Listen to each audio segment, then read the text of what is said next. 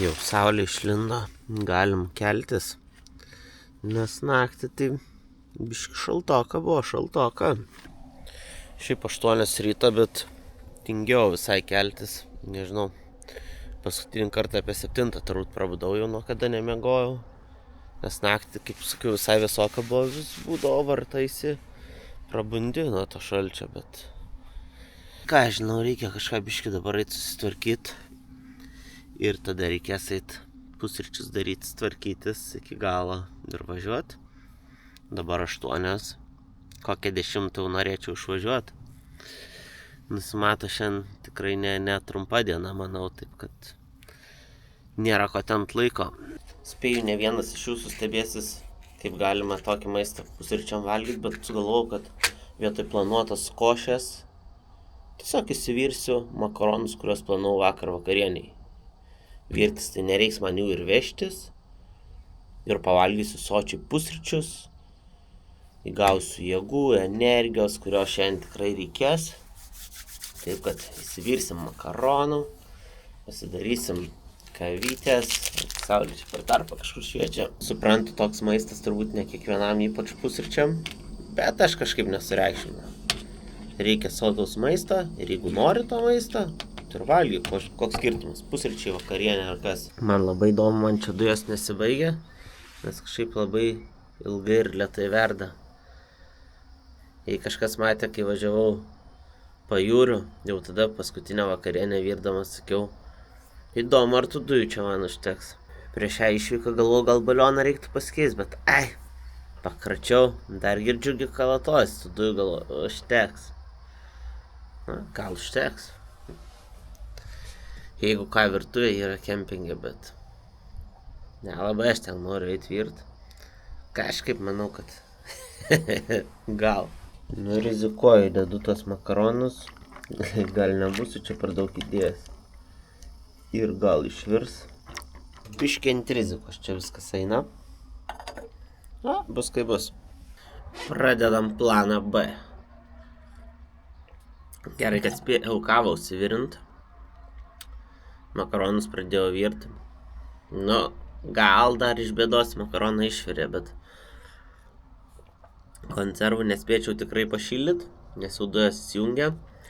Tai turiu kavos, turiu bananą, turiu keli šokoladukus. Tai vat galvoju šokoladuką, dar tos pačius kabanosius galvoju gal.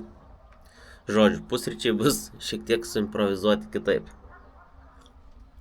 Vis dėlto nelemta man tos makaronus su konservais valgyti.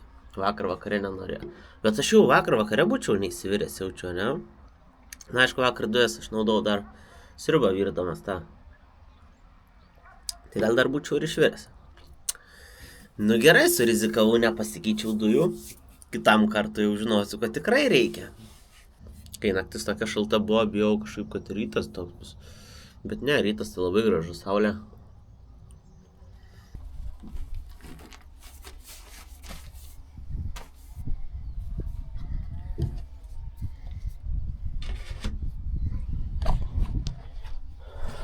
Nu ką, atrodo, daiktai sudėta palapinė, pritvirtinta, vanduo pasipildytas, viskas kaip ir atrodo sudėta. Tokia palieku tvarkingą vietą, nei šiukšlių, nei nieko, viskas tvarkyta, viskas sudėta. Susirenku paskutinius laidukus, šalmą ir varau. Jo, reikia dar įsijungti navigaciją ir pasižiūrėti. Aišku, tikslaus maršruto iki pat namų nesidėliau, čia tik tai iki plius minus iki Kačerginės ar Zapyškio, jau ten po to tikrai visi keliai žinomi. Bet kaip čia tam Jurbarke, nu reikės, kaip suprantu, iki to tilto važiuoti, ten pervažiuoti ir tada jau kita pusė.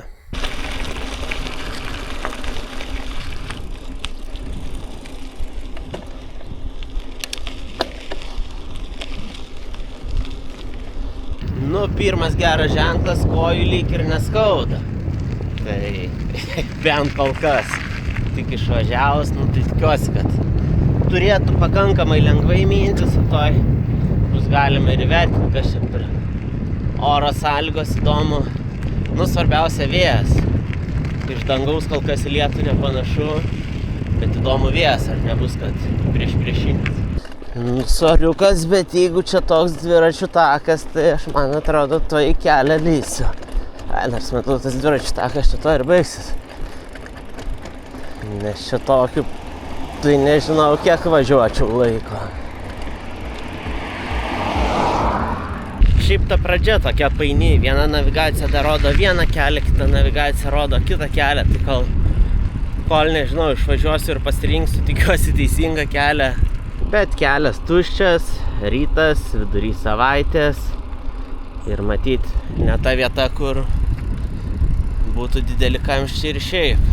O kaip norėčiau tokių nuokalnių šiandien daugiau, aišku, dažniausiai būna nusileidi nuo kalno, to žinai, kad kilsi į kalną.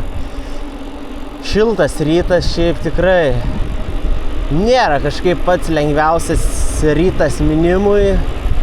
Atrodo, kojos pailsėjo po vakar, bet nežinau. Gelgaudiškis baigėsi, prasideda Pakalniškiai, kas čia buvo. Aš šiaip minu ir, kadangi aplinkui vien laukai, tai mintis su savim ir galvoju, man kas nors būtų prieš kokius metus arba 2 metus pasakęs, kad aš čia kažkur vidury laukų, tarp kažkokių Gelgaudiškių, Pakalniškių, Jurbarkų, ten ar dar kažkur tai su dviračiu važiuosiu. Nu, sakyčiau, gal tu galvok iš naujo. Bet vat kažkaip imi ir sugalvoji imtis tokių nesąmonių. Nu, nežinau, ar nesąmonių. Man kol kas tai patinka, gal dėl to, kad net ir šią vasarą nebuvo tų išvykų tokių su dviračių daug. Tiksliau su nakvynė 3 išvyka, tai nespėja atsibost. Apskritai, kiek 1 sezoną važinėjau su dviračiu, sakykim, kaip sakiau, po ilgos pertraukos ir nežinau, per šį sezoną kažkur pravažiavau nepilnai 2000, man atrodo, netoli 2000 kilometrų. Tai aišku, rimtam dviratininkui tai čia yra smulkmena, bet manau, tokiam pusiau važiuojančiam jau gal visai ir neblogas rezultatas. Sakau, važiuoju keliukais tokiais ir mintyse pats su savim filosofuoju. Čia tas keliukas darosi vis labiau toks laukinis, aš tikiuosi nesigaus, kad pasieksiu tokį atkarpą, kad bus viskas apaugę ir sunkiai net pravažiuojama. Nu gal ne.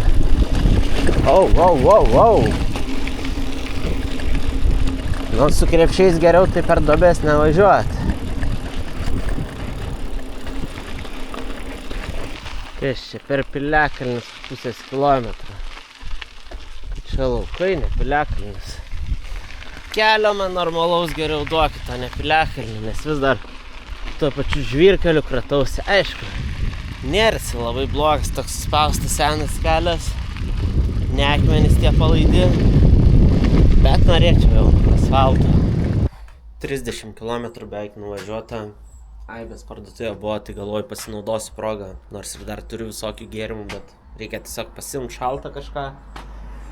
Trumpas sustojimas, kokią 15 minučių, biškį pasėdėti, biškį prasivaikščiot ir judėti toliau.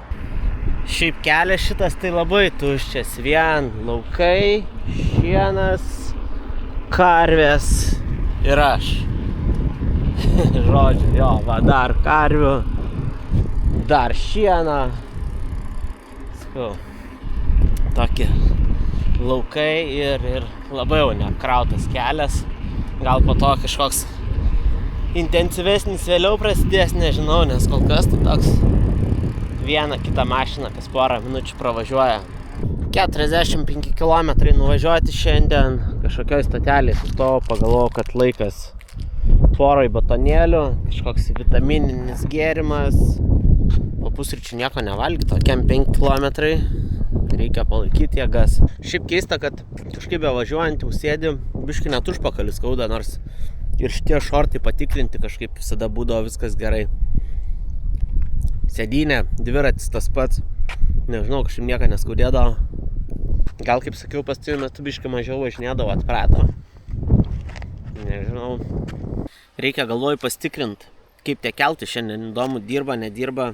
Vilkios vakar, kai važiavau, dirbo, o tas Zapyškio gal jisai tik tai savaitgaliais dirba, reikia tvarkaraštį pasižiūrėti, nes neapsisprendžiu, kuriuo čia man keliu geriau važiuoti. Jei gerai suprantu, tai nuo ketvirtadienio pradeda kaip tik jau dirbti, nuo ketvirtadienio pieto. Šiandien yra ketvirtadienis, ne? Tai kaip ir galėčiau ir Zapyškis Kulauto tuo keltis, nebūtina Vilkios keltų. Gal reikia tai padaryti? Čia dar tuo keliu nuo Pavilkio iki Zapyškio pavažiuot, o tada ten keltų perskelt. Nebent būtų labai didelį, nes ten kas valandą, man atrodo, kelias. Ar kas pusvalandį. Nu, žodžiu, reikia tada mint ir žiūrėti. Zapyškis pasiektas. Zapyškio bažnyčia. Dabar reikia tik tai susižiūrėti, ar keltas tikrai važiuoja. Ar aš ten teisingą tą grafiką internete pasižiūrėjau. Nu, jeigu ne, tai tiesiog pro Kačerginę minsiu, irgi ne tragedija.